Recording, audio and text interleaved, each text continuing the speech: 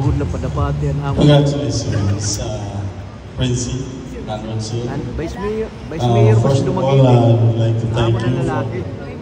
Amo na lalaki. being part of your Basta si Padilito. married life. Tuto kami ni Padilito. And I'm so grateful na napila Ayaw ko ko niya para kahit mag-inom. taga-samar ko no. Thank you so much, and I am so blessed na ada ko katubangan ng tanan nga Ang sulok nga nagatinder mo niyo natin ang kasal. Namaw malapit. Yan, Mensahe. ako lang, Kapadibibing message is that anak. sarap ko lang magbasa Namatay na nga niya. Bible. Oo. Diliha, Iyan babae. Ephesians chapter Inabusan 5, niya. Ibali anak sa niya.